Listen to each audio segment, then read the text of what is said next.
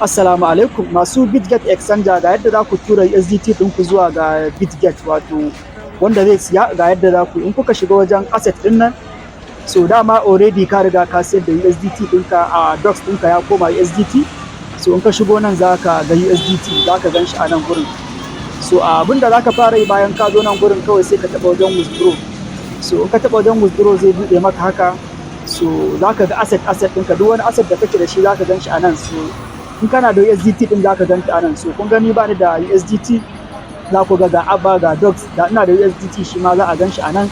So in baka gan shi ba ma za ka iya shiga wajen sacin, kawai sai ka rubuta USDT. So in ka rubuta USDT ɗinka za ka ga ya bayyana, sai ka taɓa shi. Kun gan shi nan a sama. So in ka taɓa shi sai ka taɓa na ƙasa internal transfer, inda mai Bitget za ka turawa.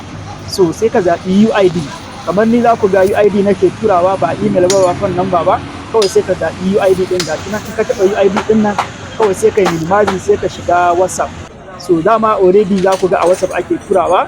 So za ku ga gashi nan wannan na tsakiya ɗin shine wato ID na Bitget, gashi nan sai ka je ka kwafe shi.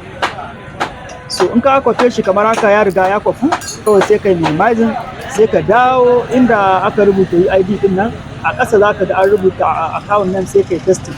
So sai ka zo ka taɓa inda aka rubuta all ɗin nan, idan duka kake so ka turo, kawai sai ka taɓa all ɗin nan. So da ka taɓa all ɗin nan za ka ga duka USDT ɗinka ta bayyana. Idan duka za ka turo, kawai sai ka zo ka taɓa wajen withdraw. Kana taɓa withdraw za su tura maka OTP a email ɗinka da kuma phone number ɗinka. Sai ka je ka ɗauko wannan OTP ɗin na email ka sa a gurin email, ka ɗauko na phone number ka sa a wajen phone number. Shikenan za ka ga ya sa maka transaction successful. So shikenan sai ka screenshot, sai ka tura wato receipt ɗin. Allah ya sa